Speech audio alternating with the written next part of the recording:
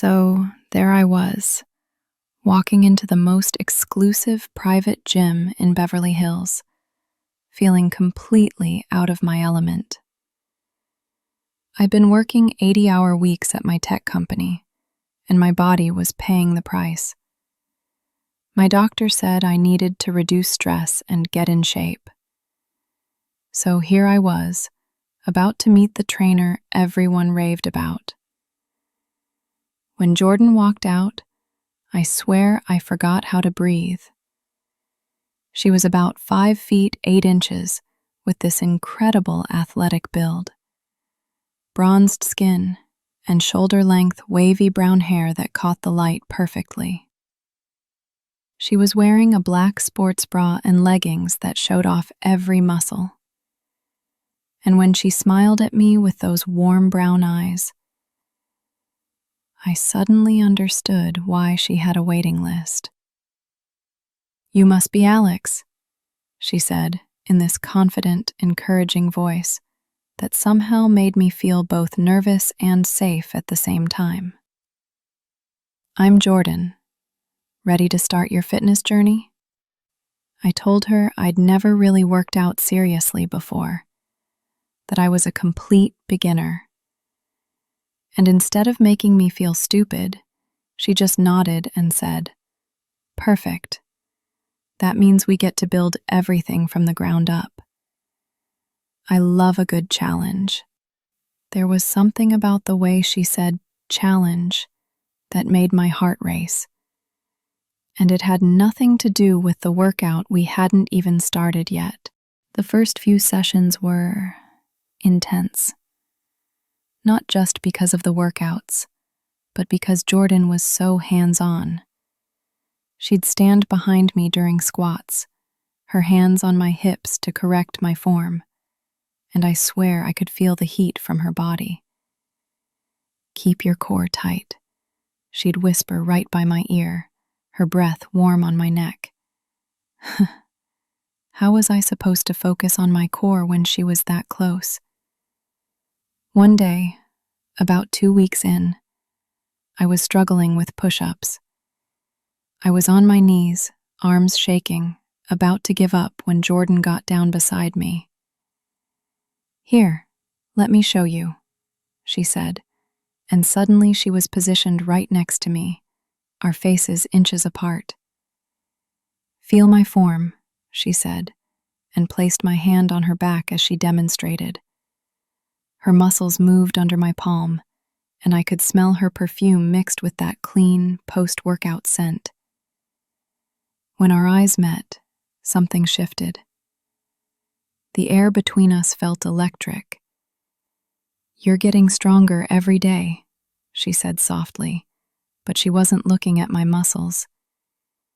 She was looking right into my eyes, and for a moment, I forgot we were trainer and client. By the 3rd week, our sessions started running longer. Jordan would ask me to stay after for cool down and stretching, but we'd end up talking about everything except fitness. I told her about the pressure at work, how I felt like I was losing myself in meetings and deadlines, how I'd never prioritized my own health or happiness. I don't even remember the last time I felt confident in my own skin, I admitted. Jordan listened to every word, and when I finished, she said something that completely caught me off guard. "Confidence isn't about having a perfect body, Alex. It's about feeling strong and capable. And you're already stronger than you think." Then she did something that made my heart stop. She reached over and brushed a strand of hair from my face. "You're beautiful exactly as you are. The workouts are just helping you see what was always there." I'd never had anyone look at me the way Jordan was looking at me in that moment. Like I was already enough. Like I was desired. The tension between us was becoming impossible to ignore. Every accidental touch during exercises lasted a little longer. Every time she spotted me, I could feel her eyes on me in a way that had nothing to do with my form. One evening, after an especially challenging session, we were alone in the gym.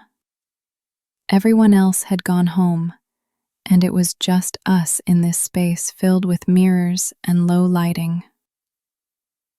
"Jordan," I said as she was helping me stretch, her hands on my legs. "This is getting complicated." She stopped what she was doing and looked at me. "How so?" I sat up, bringing us face to face. "You know how.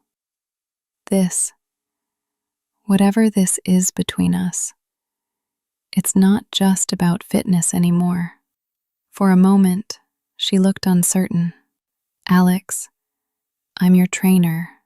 I could lose my job, my reputation, and I could lose the best thing that's happened to me in years," I said, reaching for her hand. "Because that's what you are, Jordan. You're not just helping me get fit, you're helping me feel alive again." She didn't pull away. Instead, she laced our fingers together. "You're playing with fire, you know that? Good thing I have such a great trainer to keep me safe," I said, and then I kissed her. That kiss was everything I didn't know I needed. Jordan kissed me back like she'd been holding herself back for weeks, which I guess she had. Her lips were soft, but her grip on me was strong, and I felt completely safe and completely on fire at the same time. When we finally broke apart, we were both breathing hard, and it wasn't from the workout. "I've wanted to do that since day one," I confessed. Jordan laughed, this beautiful, relieved sound. "You think I wear my good sports bras for all my clients?" "What happens now?" I asked. She stood up and pulled me with her, our bodies pressed close in the mirror-lined room. "Now we figure it out. Together."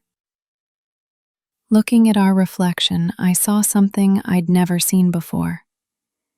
Not just Jordan and me, but a version of myself that looked strong, happy, and completely alive.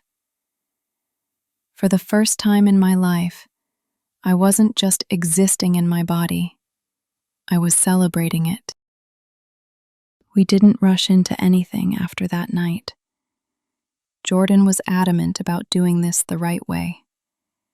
No more trainer-client dynamic, no more professional boundaries that could get muddy. She referred me to another excellent trainer at a different gym for my fitness goals, and we started over as just us. Two people who'd found something real. Our first real date was actually a hike in Malibu. No gym equipment, no mirrors, just us and the mountains and this incredible conversation that lasted for hours. We talked about everything. Her dreams of opening her own studio someday.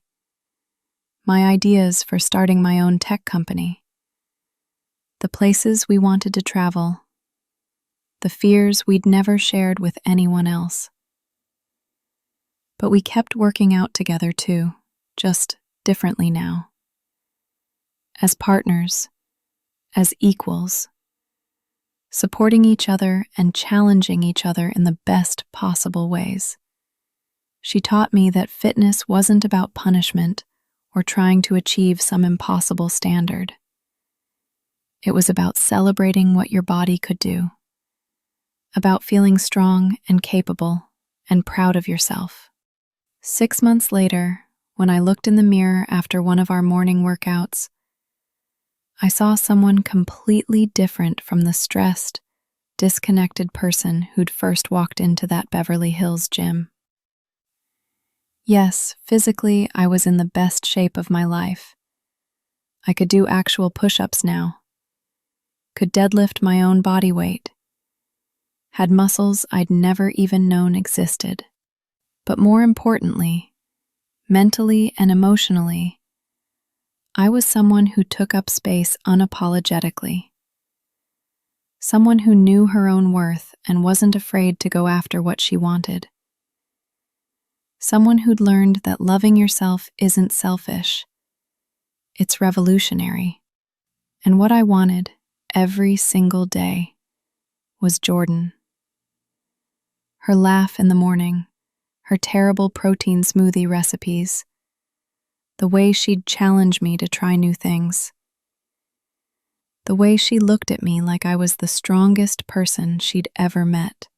You know, I told her one morning as we finished our couples workout in her apartment, both of us sweaty and happy and completely ourselves.